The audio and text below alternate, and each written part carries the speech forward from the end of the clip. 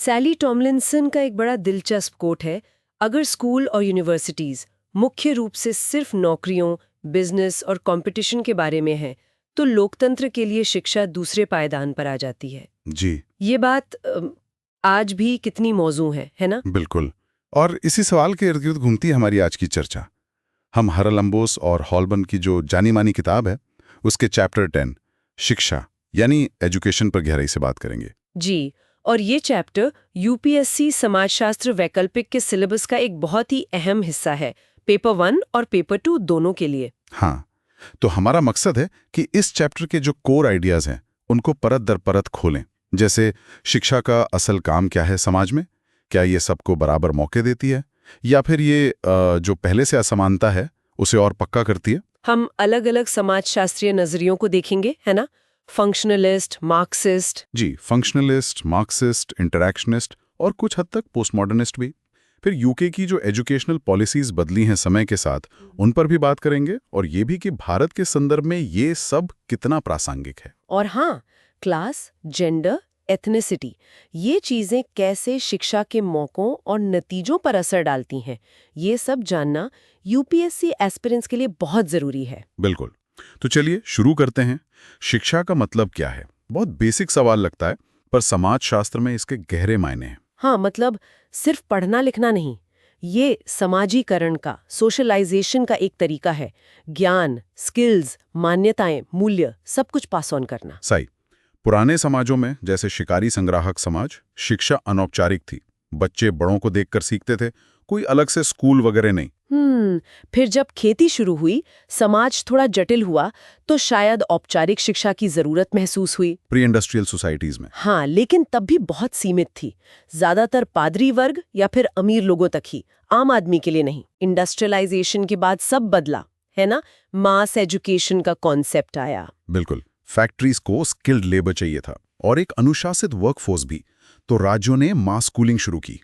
UK में देखें तो इसके कुछ माइलस्टोन्स हैं। जैसे फॉस्टर्स एक्ट 1870। हाँ, फॉस्टर्स एक्ट 1870 एक बड़ा कदम था एलिमेंट्री एजुकेशन की तरफ। फिर फिशर एक्ट 1918 आया, जिसने स्कूल छोड़ने की उम्र बढ़ा के 14 साल कर दी। ये उम्र धीरे धीरे बढ़ती गई, 10, फिर 14, 15 और फिर 16 साल तक अनिवार्य शिक्षा। 16 साल, याद रखिएगा। ओके। और हायर एजुकेशन का क्या? उसके लिए रॉबिन्स रिपोर्ट 1963 बहुत महत्वपूर्ण है। इस रिपोर्ट के बाद यूके में यूनिवर्सिटीज का काफी विस्तार हुआ, और ओपन यूनिवर्सिटी का जिक्र भी जरूरी है, जिसने डिस्टेंस लर्निंग के जरिए हायर एजुकेशन को और सुलभ बनाया। तो ये विस्तार एक सीधी रेखा में नहीं हुआ, मतलब उतार चढ़ाव रहे होंगे। हाँ बिल्कुल, 50 से 70s तक तेजी से विस्तार हुआ, फिर 70s और 80s में थोड़ी धीमी गति रही, और फिर 80s और 90s में दोबारा तेजी आई। ये सब आर्थिक और राजनीतिक परिस्थितियों पर भी निर्भर करता था। चलिए, अब उन समाजशास्त्रीय नजरियों पर आते हैं जो शिक्षा को समझने की कोशिश करते हैं। सबसे पहले फंक्शनलिज्म, डर्कहाइम की बात करते हैं। जी, इमाइल डर्कहाइम। उनका मानना था कि शिक्षा के दो मुख्य काम हैं। पहला, सामाजिक एकजुटता यानी सोशल सॉलिडारिटी पैदा करना। स्कूल बच्चों में अपने समाज के प्रति अपनेपन की भावना पैदा करता है। इतिहास पढ़ाना, राष्ट्रगान गाना, ये सब इसी का हिस्सा है। और दूसरा काम? दूसरा, विशेष कौशल यानी स्पेशलाइज्ड स्किल्स सिखाना। जैसे जैसे समाज जटिल होता है, अलग अलग कामों के लिए अलग अलग स्किल्स की जरूरत पड़ती है। शिक्षा ये स्किल्स देती है। डर्कहाइम स्कूल को समाज का एक छोटा रूप, सोसाइटी इन मिनिएचर मानते थे। लेकिन इसकी आलोचना भी हुई है। हाँ, हारग्रेव जैसे इंटरैक्शनिस्ट्स ने कहा कि डर्कहाइम स्कूल के अंदर के तनाव और कंपटीशन को नजरअंदाज करते हैं, और मार्क्सिस्ट तो कहते हैं कि ये एकजुटता नहीं बल्कि शासक वर्ग के मूल्यों को थोपना है। फिर पार्सन्स आए, टैलकेट पार्सन्स। उन्होंने डर्कहाइम के विचारों को आगे बढ़ाया। हाँ, पार्सन्स ने स्कूल को फोकल सोशलाइजिंग एजेंसी कहा। मतलब ये वो जगह है जो बच्चे को परिवार के माहौल से निकालकर बड़े समाज के लिए तैयार करती है। घर में बच्चा अपनी खास पहचान, पर्टिकुलरिस्टिक स्टैंडर्ड्स और उससे जो मिला है एस्क्रिप्शन के आधार पर जाना जाता है। अच्छा। लेकिन स्कूल में उसे सबके लिए एक जैसे नियम, यूनिवर्सलिस्टिक स्टैंडर्ड्स और उसने क्या हासिल किया है, अचीवमेंट के आधार पर परखा जाता है। ये उसे मेरिटोक्रेसी के लिए तैयार करता है। मेरिटोक्रेसी मतलब योग्यता तंत्र, जहां आपकी पोजीशन आपकी काबिलियत से तय हो। जी, पार्सन्स मानते थे कि स्कूल दो मुख्य मूल्यों पर जोर देता है। पहला उपलब्धि, अचीवमेंट, और दूसरा अवसर की समानता, इक्वालिटी ऑफ अपॉर्चुनिटी। और एक और काम बताया पार्सन्स ने, चयन और भूमिका आवंटन, सिलेक्शन इन रोल एलोकेशन। बिल्कुल। स्कूल बच्चों की योग्यता को परख कर उन्हें भविष्य में समाज में उनकी भूमिकाओं के लिए तैयार करता है और चुनता है। डेविस और मूर ने भी कुछ ऐसा ही कहा था ना, स्तरीकरण को लेकर। हाँ, डेविस और मूर का तर्क था कि समाज में स्तरीकरण जरूरी है ताकि सबसे महत्वपूर्ण भूमिकाओं के लिए सबसे काबिल लोग तैयार हों, और शिक्षा यही काम करती है। ये टैलेंट को पहचानने और उन्हें सही भूमिकाओं के लिए प्रशिक्षित करने का तरीका है। ये एक तरह का प्रूविंग ग्राउंड है योग्यता के लिए। लेकिन फंक्शनलिज्म की काफी आलोचना होती है। ये काफी आइडियलिस्टिक लगता है ना? बिल्कुल। आलोचक कहते हैं कि असल में मौजूद असमानताओं को नजरअंदाज करता है। क्या वाकई सबको बराबर मौके मिलते हैं? क्या वाकई सिलेक्शन सिर्फ मेरिट पर होता है? ये वैल्यूज किसके हैं जिन्हें स्कूल सिखा रहा है? यहीं पर मार्क्सवादी नजरिया आता है। हाँ, मार्क्सिस्ट तो शिक्षा को बिल्कुल अलग नजरिए से देखते हैं। बोल्स और गिंटिस की बात करें, स्कूलिंग इन कैपिटलिस्ट अमेरिका। जी, सैमुअल बोल्स और हर्बर्ट जिंटिस। इनका सबसे मशहूर कॉन्सेप्ट है कॉरेस्पॉन्डेंस प्रिंसिपल, पत्राचार सिद्धांत। इसे थोड़ा और समझाएं। कॉरेस्पॉन्डेंस प्रिंसिपल मतलब? इसका मतलब है कि स्कूल के अंदर जो सामाजिक रिश्ते, नियम और वैल्यूज हैं, वो हूबहू वैसे ही हैं जैसे पूंजीवादी वर्कप्लेस में होते हैं। एक तरह का तालमेल है दोनों के बीच। जैसे? उदाहरण के तौर पर, जैसे स्कूल में बच्चों को नियमों का पालन करना सिखाया जाता है। टाइम पर आना, टीचर की अथॉरिटी मानना, छोटे छोटे टास्क करना जो शायद बहुत दिलचस्प ना हो। यह सब बिल्कुल वैसा ही है जैसा फैक्ट्री या ऑफिस में एक कर्मचारी से उम्मीद की जाती है। और ये सब सिखाया जाता है हिडन करिकुलम के जरिए, छिपा हुआ पाठ्यक्रम। मतलब वो चीजें जो किताबों में नहीं लिखी पर बच्चे स्कूल के माहौल से सीख लेते हैं। बिल्कुल। हायरार्की को मानना, कंपटीशन करना, इनाम के लिए काम करना, ये सब हिडन करिकुलम का हिस्सा है। बोल्स और जिंटिस का तर्क था कि स्कूल असल में आज्ञाकारी दब्बू श्रमिक यानी डॉसाइल एंड ओबीडियंट वर्कर्स तैयार करता है जो पूंजीवादी व्यवस्था पर सवाल न उठाएं। उन्होंने न्यूयॉर्क के स्कूलों पर एक स्टडी भी की थी शायद, कुछ खास ट्रेट्स को लेकर। हाँ, उन्होंने पाया कि जो बच्चे कम क्रिएटिव थे, नियमों को मानते थे, उन्हें अच्छे ग्रेड मिलते थे, जबकि जो ज्यादा स्वतंत्र और क्रिएटिव थे, उन्हें कम ग्रेड मिलते थे। ट्रेट्स जैसे आज्ञाकारिता, समय की पाबंदी को रिवॉर्ड किया जा रहा था। तो उनके हिसाब से मेरिटोक्रेसी बस एक धोखा है, असमानता को सही ठहराने का तरीका। जी, इसे वो कहते हैं लेजिटिमेशन ऑफ इनइक्वालिटी। स्कूल ये भ्रम पैदा करता है कि हर कोई अपनी काबिलियत से सफल या असफल होता है, जबकि असल में सिस्टम पहले से ही अमीरों के पक्ष में झुका होता है। ये मिथ ऑफ मेरिटोक्रेसी है। क्या वो विरोध नहीं करते? ये एक अहम आलोचना है बोल्स और गिंटिस की। आलोचक कहते हैं कि वो बच्चों की एजेंसी, उनके विरोध करने की क्षमता को कम आंकते हैं। रेनॉल्ड्स जैसे शोधकर्ताओं ने दिखाया कि स्कूल में जो सिखाया जाता है और वर्कप्लेस की ज़रूरतें, उनमें हमेशा सीधा कॉरेस्पॉन्डेंस नहीं होता। हिकॉक्स ने भी हिस्टोरिकल कॉन्टेक्स्ट पर सवाल उठाए। यहीं पर पॉल विलिस का काम आता है ना, लर्निंग टू लेबर। हाँ, पॉल विलिस की स्टडी बहुत महत्वपूर्ण है। उन्होंने एथनोग्राफिक मेथड का इस्तेमाल किया, मतलब उन्होंने वर्किंग क्लास लड़कों के ग्रुप लैड्स के साथ काफी समय बिताया, उनके स्कूल और फिर काम पर जाने तक। और उन्होंने क्या पाया?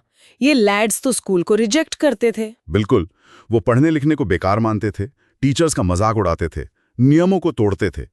उनकी एक अपनी काउंटर स्कूल कल्चर थी जो मर्दानगी, मस्कुलिनिटी और मैनुअल लेबर को महत्व देती थी। लेकिन विलिस का तर्क था कि यही विरोध उन्हें उन्हीं नौकरियों के लिए तैयार कर रहा था। हाँ, यही पैराडॉक्स है। उनका स्कूल के प्रति नकार और उनकी शॉप फ्लोर कल्चर जैसी हरकतें उन्हें आखिर में उन्हीं फैक्ट्री वाली मैनुअल लेबर नौकरियों के लिए तैयार कर देती हैं जिन्हें वो शायद इंटेलेक्चुअली कमतर मानते थे। वो अनजाने में ही सिस्टम को रिप्रोड्यूस कर रहे थे। ये बोल्स और जिंटिस से थोड़ा अलग है। विलिस दिखा रहे हैं कि बच्चे एक्टिव हैं, विरोध कर रहे हैं, लेकिन नतीजा फिर भी वही निकल रहा है।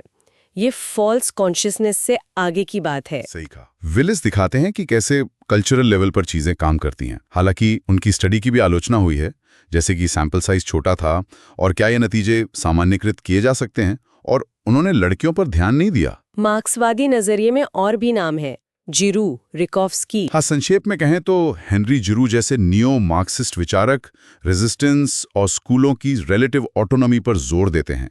वो मानते हैं कि स्कूल सिर्फ पूंजीवाद का औजार नहीं है, बल्कि यहाँ संघर्ष भी चलता है। ग्लेन रिकोव्स्की शिक्षा को सीधे सीधे कैपिटल का एक रूप मानते हैं। अच्छा, अब जरा पोस्ट मॉडर्निस्ट नजरिए को देखें। ये फंक्शनलिज्म और मार्क्सिज्म दोनों से अलग है। बिल्कुल। पोस्ट मॉडर्निस्ट जैसे लियोटार्ड, अशर और एडवर्ड्स ग्रैंड नैरेटिव्स यानी बड़ी बड़ी कहानियों पर शक करते हैं। वो फंक्शनलिज्म के, सामाजिक एकता या मार्क्सिज्म के पूंजीवादी दमन जैसे बड़े सिद्धांतों को खारिज करते हैं। तो वो किस चीज पर जोर देते हैं? वो विविधता, डाइवर्सिटी और लचीलेपन, फ्लेक्सिबिलिटी पर जोर देते हैं। वो मानते हैं कि ज्ञान की प्रकृति बदल रही है। अब ज्ञान की सच्चाई, ट्रुथ से ज्यादा उसकी उपयोगिता, यूजफुलनेस महत्वपूर्ण हो गई है। शिक्षा को अलग अलग जरूरतों और जीवन शैलियों के अनुरूप होना चाहिए। वयस्क शिक्षा, एडल्ट एजुकेशन, जी इसका एक उदाहरण हो सकता है जहां लोग अपनी जरूरत के हिसाब से सीखते हैं। हाँ, ये एक अच्छा उदाहरण है। पोस्ट मॉडर्निस्ट मानते हैं कि ज्ञान निश्चित नहीं है और शिक्षा के कई अलग अलग रूप और मकसद हो सकते हैं। लेकिन इसकी भी आलोचना होती होगी। जी हाँ, माइकल एप्पल जैसे क्रिटिक्स कहते हैं कि पोस्ट मॉडर्निज्म असल में मौजूद शक्ति संबंधों और असमानताओं को नजरअंदाज कर देता है। डेविड हार्वे भी इसकी आलोचना करते हैं और कई आलोचक कहते हैं कि इसके दावों के लिए ठोस सबूतों की कमी है। दो और नजरिए भी हैं, सोशल डेमोक्रेटिक और नियो लिबरल। हाँ, संक्षेप में देखें तो सोशल डेमोक्रेटिक नजरिया अवसर की समानता, इक्वालिटी ऑफ अपॉर्चुनिटी पर बहुत जोर देता है। एच हेल्से जैसे समाजशास्त्रियों का तर्क था कि सामाजिक असमानता बच्चों को उनकी पूरी क्षमता तक पहुंचने से रोकती है और राज्य को इसमें दखल देना चाहिए ताकि सबको बराबर मौके मिलें। और नियो लिबरल, ये तो आजकल काफी चर्चा में रहता है। बिल्कुल, नियो लिबरल नजरिया शिक्षा को बाजार की तरह देखता है। ये प्रतिस्पर्धा, पसंद, चॉइस, एफिशिएंसी पर जोर देता है। स्कूलों को बिजनेस की तरह चलाना, पेरेंट्स को कंज्यूमर मानना।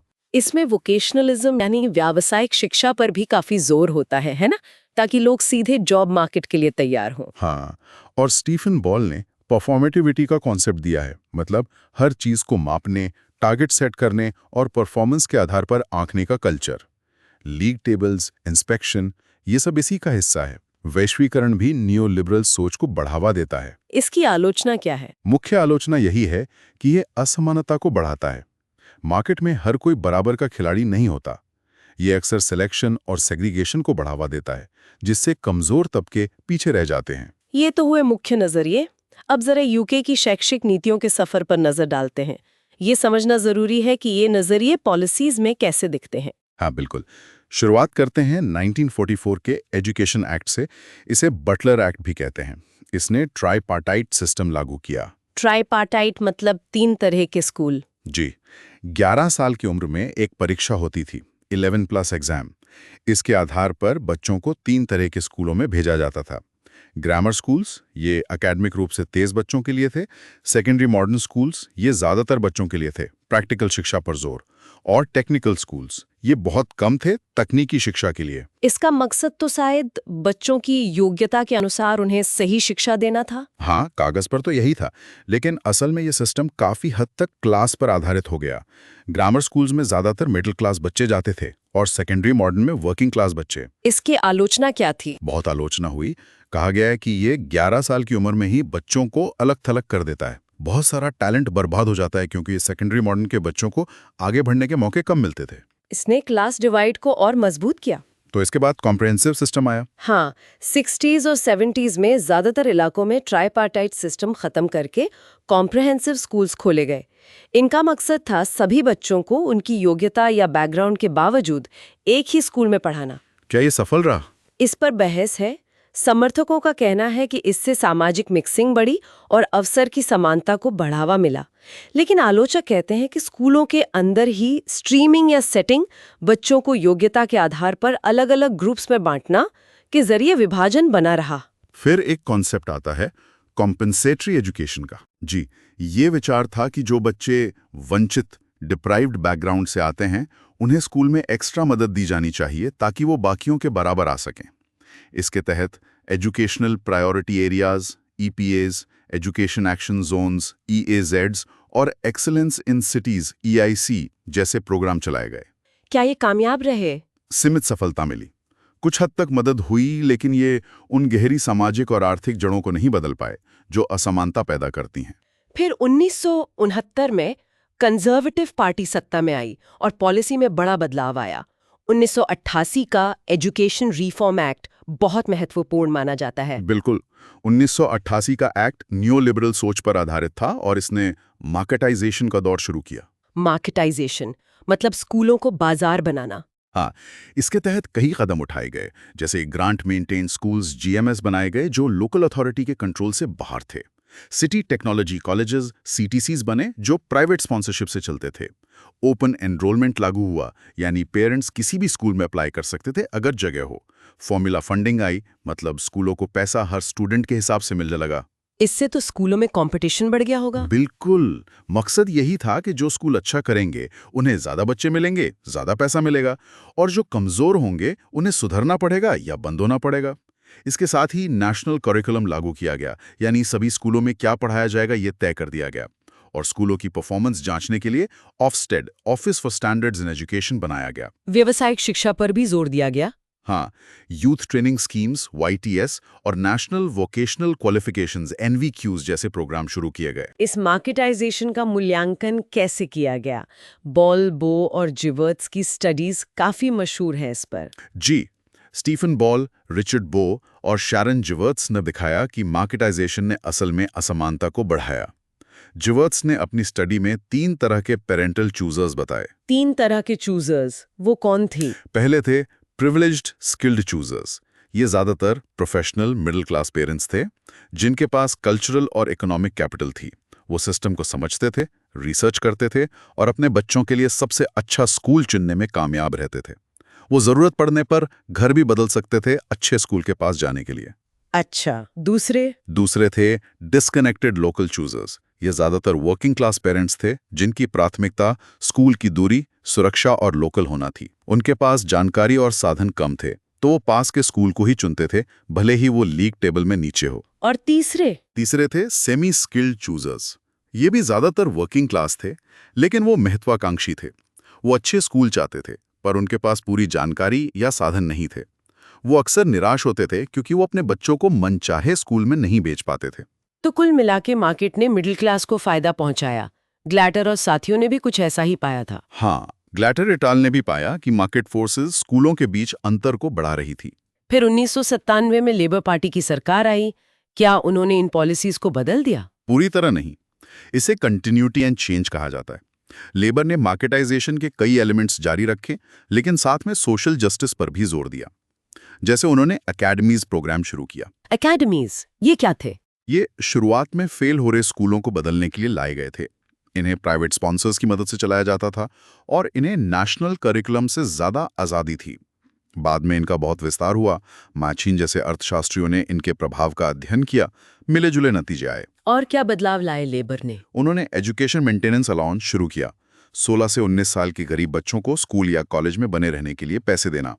हायर एजुकेशन में ट्यूशन फीस लागू की, लेकिन साथ ही गरीब छात्रों के लिए सपोर्ट भी बढ़ाया।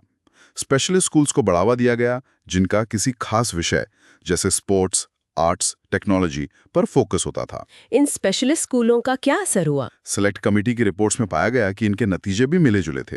कुछ ने अच्छा किया, कुछ ने नहीं। और वो टारगेट्स, लीग टेबल्स, वो चलते रहे। हाँ, बल्कि और बढ़ रहे। स्कूलों पर परफॉर्मेंस सुधारने का बहुत दबाव था। इसकी आलोचना हुई कि ये स्कूलों को सिर्फ टेस्ट स्कोर पर फोकस करने पर मजबूर करते हैं और सामाजिक फैक्टर्स को नजरअंदाज करते हैं। वैल्यू एडेड मेजर्स लाने की कोशिश हुई जो बच्चों की पिछली परफॉर्मेंस को ध्यान में रखें। वोकेशनल एजुकेशन का क्या हुआ लेबर के टाइम में? उस पर भी जोर जारी रहा। New deal for young people, NDYP जैसे प्रोग्राम आए। NVQs और GNVQs, general national vocational qualifications को सुधारने की कोशिश हुई। लेकिन टॉमलिंसन जैसे आलोचक कहते रहे कि अकादमिक और व्यावसायिक शिक्षा के बीच का विभाजन बना रहा और व्यावसायिक रास्ते को अक्सर कमतर आंका जाता था। फिर 2010 में कोएलिशन गवर्नमेंट, कंजर्वेटिव और लिबरल डेमोक्रेट आई। उन्होंने क्या किया? उन्होंने लेबर की कई पॉलिसीज जारी रखी, बल्कि उन्हें और तेज कर दिया। एकेडमीज का जबरदस्त विस्तार हुआ। अब सिर्फ फेल हो रहे स्कूल ही नहीं, बल्कि कोई भी स्कूल एकेडमी बन सकता था। फ्री स्कूल्स का कॉन्सेप्ट लाया गया। फ्री स्कूल्स ये क्या है? ये सरकार द्वारा फंडेड स्कूल होते हैं जिन्हें पेरेंट्स, टीचर्स, चैरिटीज या बिजनेस ग्रुप्स शुरू कर सकते हैं। इन्हें करिकुलम और टीचर भर्ती में काफ़ी आज़ादी होती है। मकसद था चॉइस और इनोवेशन बढ़ाना। लेकिन NUT जैसे संगठनों ने आलोचना की कि ये सामाजिक विभाजन बढ़ा सकते हैं और इनमें क्वालिफाइड टीचर्स की कमी हो सकती है। हायर एजुकेशन फीस का क्या हुआ? वो काफ़ी बढ़ा दी गई, इंग्लैंड में 9,000 पाउंड्स प्रति वर्ष तक।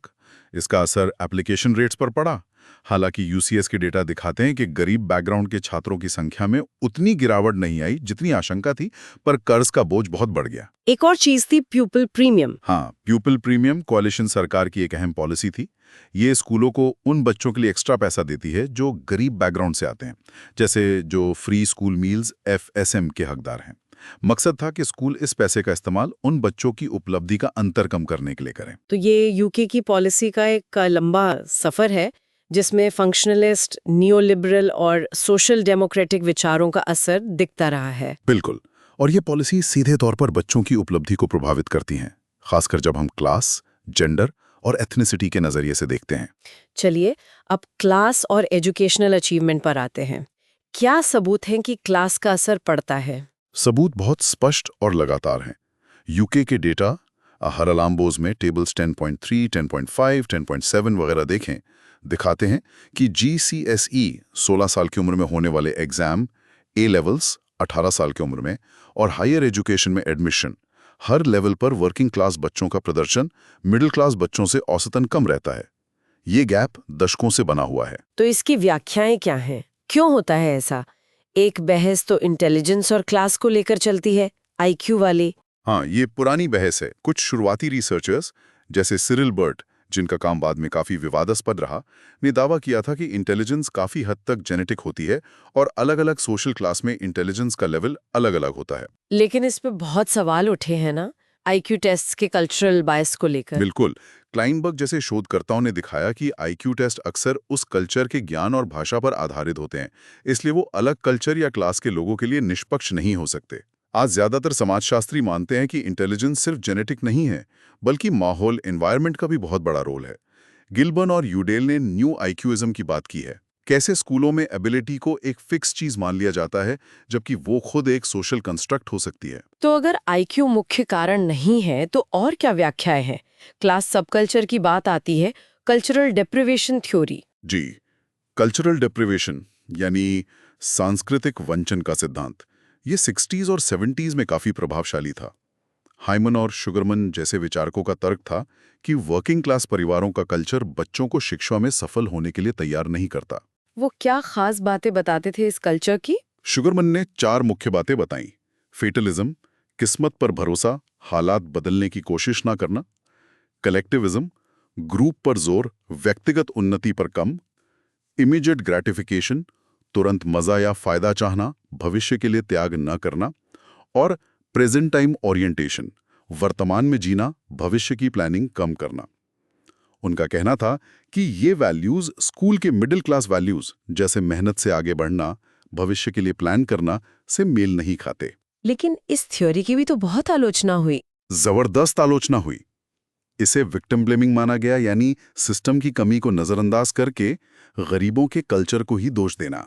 लेबोव जैसे भाषाविदों ने दिखाया कि वर्किंग क्लास की भाषा अलग हो सकती है, पर कमतर नहीं। विट्टी ने कहा कि कल्चरल डिप्रिवेशन असल में मटेरियल डिप्रिवेशन का नतीजा है। कॉम्पनसेटरी एजुकेशन प्रोग्राम्स की विफलता भी इसी तरफ इशारा करती थी। यहीं पर पियर बोर्डियो का कॉन्सेप्ट आता है, कल्चरल कैपिटल। ये कल्चरल डेप्रिवेशन से अलग कैसे है? बहुत अलग है। बोर्डियो कल्चर को कम या ज्यादा नहीं मानते। वो कहते हैं कि अलग अलग क्लास के पास अलग अलग तरह की कल्चरल कैपिटल होती है, लेकिन शिक्षा व्यवस्था पर डोमिनेंट क्लास यानी मिडिल और अपर क्लास का कब्जा होता है। इसलिए वो उन्हीं की कल्चरल कैपिटल को महत्व देती है और रिवॉर्ड करती है। कल्चरल कैपिटल मतलब किस तरह की चीजें आती हैं इसमें? इसमें भाषा का तरीका, बोलने का लहजा, ज्ञान जैसे क्लासिकल म्यूजिक, आर्ट, लिटरेचर की जानकारी, तौर तरीके, आदतें, हैबिट्स, पसंद नापसंद, टेस्ट, ये सब शामिल हैं। बोर्डियो ने 3 तरह के टेस्ट बताए: legitimate, high class culture, middle brow, middle class culture और popular, working class culture. School अनजाने में ही लेजिटिमेट और मिडिल ब्राउ कल्चर को ज्यादा महत्व देता है।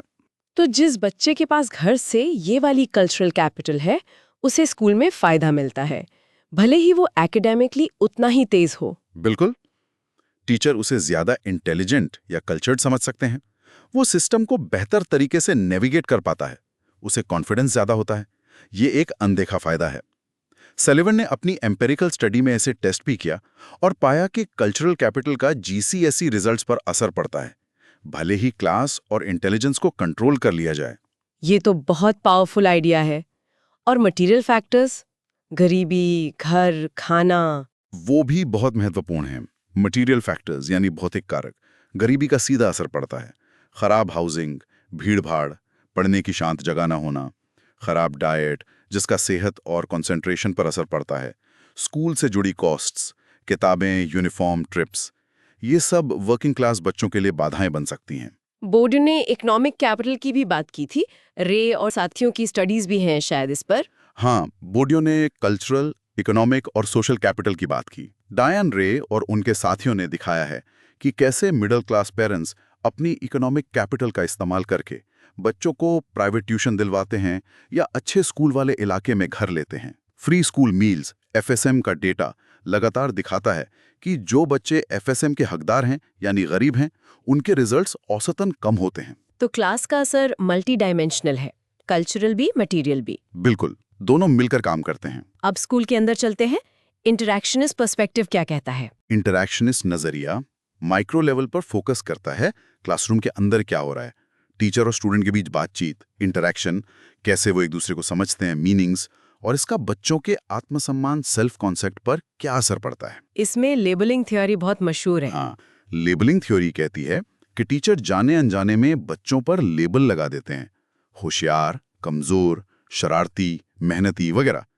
हारग्रीव्स ने स्कूलों में टाइपिंग के स्टेजेस बताएं, कैसे शुरू में अंदाजा लगाया जाता है, फिर कंफर्म किया जाता है और फिर वो लेबल बच्चे की पहचान बन जाता है। रिस्ट की किंडरगार्टन स्टडी का जिक्र आता है अक्सर। जी, रे रिस्ट की अमेरिका में एक किंडरगार्टन क्लास की स्टडी। उन्होंने देखा कि टीचर ने पहले ही दिन बच्चों को उनके सामाजिक बैकग्राउंड के आधार पर अलग अलग टेबलों पर बिठा दिया। फास्ट लर्नर्स सामने, स्लो लर्नर्स पीछे, और फिर टीचर उन बच्चों के साथ अलग अलग बर्ताव करने लगी, जिससे शुरुआती लेबल और पक्के हो गए। सिसुरेल और कित्सुसे ने स्कूल काउंसलर्स पर स्टडी की थी। हाँ, उन्होंने दिखाया कि कैसे स्कूल काउंसलर्स के अपने पूर्वाग्रह होते थे कि कौन सा बच्चा कॉलेज मटेरियल है और कौन सा नहीं, और ये अक्सर बच्चे के क्लास बैकग्राउंड पर आधारित होता था। और ये लेबलिंग फिर सेल्फ फुलफिलिंग प्रोफेसी बन सकती है। बिल्कुल, सेल्फ फुलफिलिंग प्रोफेसी यानी स्वसाधक भविष्यवाणी। जब किसी बच्चे पर कोई लेबल लगा दिया जाता है तो टीचर उसके साथ उसी तरह व्यवहार करने लगता है और बच्चा भी धीरे धीरे उसी लेबल के अनुसार व्यवहार करने लगता है, जिससे वो भविष्यवाणी सच हो जाती है। रोजेंथाल और जैकबसन की पाइगमेलियन इन द क्लासरूम स्टडीज का क्लासिक उदाहरण है। हाँ, वो बहुत फेमस स्टडी है। उन्होंने टीचर्स को गलत जानकारी दी कि कुछ बच्चे स्पर्टर्स हैं, यानी उनमें अचानक तेजी से विकास होने वाला है। असल में ये बच्चे रैंडमली चुने गए थे। लेकिन साल के अंत में देखा गया कि जिन बच्चों को स्पर्टर लेबल मिला था, उनके आईक्यू स्कोर में वाकई ज्यादा बढ़ोतरी हुई, क्योंकि टीचर्स ने अनजाने में ही उन्हें ज्यादा ध्यान और प्रोत्साहन दिया था। हालांकि इस स्टडी की मेथोडोलॉजी पर कुछ सवाल भी उठे हैं। हाँ, उठे हैं, लेकिन ये आइडिया कि टीचर्स की अपेक्षाएं बच्चों की परफॉर्मेंस पर असर डाल सकती हैं, ये काफी हद तक माना जाता है। इंटरैक्शनिस्ट प्यूपिल सबकल्चर्स की भी बात करते हैं। जी, स्कूल के अंदर बच्चे अपने ग्रुप्स बना लेते हैं जिनके अपने नियम और वैल्यूज होते हैं। स्टीफन बॉल ने अपनी बीच साइड कॉम्प्रिहेंसिव स्टडी में दिखाया कि कैसे बैंडिंग, योग्यता के आधार पर क्लास को ग्रुप्स में बांटना ने प्रो स्कूल और एंटी स्कूल सबकल्चर को बढ़ावा दिया। केडी ने नॉलेज के फर्क पर बात की थी। हाँ, नेल केडी ने दिखाया है कि कैसे टीचर्स ए स्ट्रीम के बच्चों को ज्यादा एब्स्ट्रैक्ट और हाई स्टेटस नॉलेज देते थे, जबकि सी स्ट्रीम के बच्चों को ज्यादा डिस्क्रिप्टिव और लो स्टेटस नॉलेज। हारग्रीव्स ने भी स्ट्रीमिंग के नकारात्मक असर दिखाए। मैकिन-गॉल ने अलग अलग तरह के लड़कों के सबकल्चर्स, मैचो लैड्स, एकेडमिक अचीवर्स आदि का वर्णन किया है। सेटिंग और टीयर्स का भी जिक्र आता है। गिल्बन और यूडेल का काम इस पर है। हाँ, सेटिंग यानी विषय के आधार पर बच्चों को ग्रुप्स में बांटना, और टीयर्स यानी अलग अलग लेवल के एग्जाम पेपर। गिल्बन और यूडेल ने दिखाया कि कैसे ये प्रक्रियाएं अक्सर वर्किंग क्लास और कुछ एथनिक माइनॉरिटी ग्रुप्स के बच्चों को नुकसान पहुंचाती हैं। उन्हें नीचे के सेट्स और टीयर्स में डाल दिया जाता है, जिससे उनके लिए ऊंचे ग्रेड लाना मुश्किल हो जाता है। तो इंटरैक्शनिस्ट पर्सपेक्टिव स्कूल के अंदर की प्रक्रियाओं पर रोशनी डालता है, लेकिन इसकी सीमा क्या है? मुख्य सीमा यही है कि ये अक्सर व्यापक सामाजिक संरचनाओं जैसे क्लास स्ट्रक्चर, गरीबी, नस्लवाद को नजरअंदाज कर देता है, जो स्कूल के अंदर होने वाली चीजों को भी प्रभावित करती हैं। ये माइक्रो लेवल पर तो अच्छी इंसाइट देता है, पर मैक्रो लेवल को कम देखता है। चलिए अब जेंडर और एजुकेशनल अचीवमेंट पर आते हैं। यहाँ क्या ट्रेंड्स हैं? यहाँ पिछले कुछ दशकों में काफी बदलाव आया है। पहले लड़कियों को अंडर अचीवर माना जाता था, खासकर हायर लेवल पर। लेकिन अब यूके और कई और देशों में लड़कियां औसतन लड़कों से बेहतर परफॉर्म कर रही हैं, खासकर जीसीएसई लेवल पर। हायर एजुकेशन में भी लड़कियों की संख्या लड़कों से ज्यादा है। ए लेवल पर गैप कम हो रहा है। हारालाम्बोस टेबल्स 10.8, 10.12 देखें। ये ध्यान रखना जरूरी है कि क्लास और एथनिसिटी का असर जेंडर से ज्यादा बड़ा हो सकता है। बिल्कुल, ये इंटरसेक्शनैलिटी बहुत महत्वपूर्ण है। एक मिडिल क्लास लड़की की उपलब्धि वर्किंग क्लास लड़के से बहुत अलग हो सकती है। तो पहले लड़कियों के अंडर अचीवमेंट के क्या कारण बताए जाते थे? कई कारण थे। एक तो पारंपरिक समाजीकरण, सोशलाइजेशन। सू शार्प की 1976 की study just like a girl ने दिखाया था कि लड़कियों की प्राथमिकताएं शादी, प्यार और बच्चे होती थीं, करियर नहीं। लॉब्बन और बेस्ट जैसे शोधकर्ताओं ने बच्चों की किताबों और स्कूलों में जेंडर स्टीरियोटाइपिंग की बात की। क्लासरूम में भी फर्क था? हाँ, लिक्ट और ड्वेक ने दिखाया कि लड़कियां अक्सर मुश्किल आने पर हार मान लेती थीं, जबकि लड़के उसे चुनौती की तरह लेते थे। स्टैनवर्थ ने पाया कि टीचर्स लड़कों पर ज्यादा ध्यान देते थे और उनकी उम्मीदें भी लड़कों से ज्यादा थीं। फ्रांसिस ने भी क्लासरूम इंटरेक्शन में जेंडर बायस देखा। तो फिर लड़कियों की अचीवमेंट बढ़ी कैसे? क्या वजह है इसके पीछे? इसके पीछे कई फैक्टर्स हैं। सू शार्प ने 1994 में अपनी स्टडी दोहराई और पाया कि लड़कियों की प्राथमिकताएं बदल गई थीं। अब करियर और आर्थिक स्वतंत्रता ज्यादा महत्वपूर्ण हो गई थी। नारीवादी आंदोलन फेमिनिज्म का बड़ा असर पड़ा है, जिसने महिलाओं के अधिकारों और अवसरों के लिए माहौल बनाया। जॉब मार्केट में बदलाव का भी रोल रहा होगा। हाँ, सर्विस सेक्टर की नौकरियों का बढ़ना, जहां कम्युनिकेशन स्किल ज्यादा जरूरी हैं, और ट्रेडिशनल मर्दों वाली नौकरियों का कम होना। बैक जैसे समाजशास्त्री इंडिविजुअलाइजेशन की बात करते हैं, कैसे लड़कियां अब अपनी पहचान खुद बनाना चाहती हैं, सिर्फ पारंपरिक भूमिकाओं में बंधकर नहीं रहना चाहती। स्कूलों ने भी जेंडर इक्वालिटी पर ज्यादा ध्यान देना शुरू किया। अब लड़कों की कम उपलब्धि, अंडर अचीवमेंट पर काफी चर्चा होती है। इसके क्या कारण बताए जाते हैं? एक बड़ा कारण मर्दानगी का निर्माण, कंस्ट्रक्शन ऑफ मैस्कुलिनिटी है। स्कूलों में एक लैडिश कल्चर होता है, जहां पढ़ाई को अनकूल या फेमिनिन माना जाता है। मेहनत करने वाले लड़कों का मजाक उड़ाया जा सकता है। ये बात जैक्सन की स्टडीज में सामने आई है। एप्स्टीन, फ्रांसिस और स्केल्टन ने कुछ खास डिस्कोर्सेस की बात की है। उन्होंने 4 मुख्य विमर्श बताए जो लड़कों की कम उपलब्धि को लेकर चलते हैं। पहला, पुअर बॉयज डिस्कोर्स, कि लड़के पिछड़ रहे हैं और उन्हें मदद की जरूरत है। दूसरा, बॉयज विल बी बॉयज, कि लड़कों का ऐसा ही नेचर होता है, वो एक्टिव होते हैं, पढ़ना पसंद नहीं करते। तीसरा, प्रॉब्लम बॉयज, कि लड़के क्लास में दिक्कतें पैदा करते हैं। और चौथा, एट रिस्क बॉयज, कि लड़के भविष्य में बेरोजगारी और अपराध के खतरे में हैं। ये डिस्कोर्स पॉलिसी और प्रैक्टिस को प्रभावित करते हैं। तो जेंडर का मामला भी काफी जटिल है। अब आखिरी लेकिन बहुत महत्वपूर्ण मुद्दा, एथनिसिटी और एजुकेशनल अचीवमेंट। जी, ये भी बहुत कॉम्प्लेक्स एरिया है। यूके के डेटा टेबल्स 10.13 to 10.18, फिगर्स 10.3 और 10.4 दिखाते हैं कि अलग अलग एथनिक ग्रुप्स के बच्चों की उपलब्धि में काफी अंतर है। कोई एक पैटर्न नहीं है। जैसे चीनी और भारतीय मूल के बच्चे औसतन बहुत अच्छा परफॉर्म करते हैं, अक्सर व्हाइट ब्रिटिश बच्चों से भी बेहतर। दूसरी तरफ पाकिस्तानी और बांग्लादेशी बच्चों का प्रदर्शन पहले कमजोर था, लेकिन उसमें काफी सुधार हुआ है। ब्लैक कैरिबियन बच्चों का प्रदर्शन, खासकर लड़कों का, औसतन सबसे कमजोर रहा है, हालांकि यहां भी सुधार के संकेत हैं। जिप्सी, रोमा और ट्रैवलर बच्चों का प्रदर्शन सबसे नीचे रहता है। और इसमें भी क्लास और जेंडर का रोल होगा। बिल्कुल। FSM free school meals data का विश्लेषण दिखाता है कि गरीबी का असर सभी एथनिक ग्रुप्स पर पड़ता है। जैसे FSM पर रहने वाले चीनी बच्चे भी FSM पर ना रहने वाले चीनी बच्चों से कम परफॉर्म करते हैं। इसी तरह लड़कियों का प्रदर्शन आमतौर पर उसी एथनिक ग्रुप के लड़कों से बेहतर होता है। तो क्लास, जेंडर और एथनिसिटी तीनों मिलकर काम करते हैं। तो इन अंतरों की व्याख्याएं क्या हैं? कल्चरल कैपिटल यहाँ भी प्रासंगिक है। हाँ, मदूद जैसे समाजशास्त्रियों का तर्क है कि कुछ एथनिक ग्रुप्स जैसे भारतीय के पास ज्यादा कल्चरल कैपिटल हो सकती है, जो उन्हें शिक्षा में मदद करती है। पेरेंटल एस्पिरेशंस यानी माता पिता की उम्मीदें भी एक फैक्टर है। आर्चर और फ्रांसिस ने अपनी स्टडी में चीनी पेरेंट्स की हाई एस्पिरेशंस और शिक्षा पर उनके जोर को दिखाया। स्ट्रैंड ने भी पेरेंटल एस्पिरेशंस का महत्व बताया है। लेकिन क्या सिर्फ कल्चर और एस्पिरेशंस ही वजह है? नस्लवाद का क्या रोल है? ये बहुत बड़ा फैक्टर है।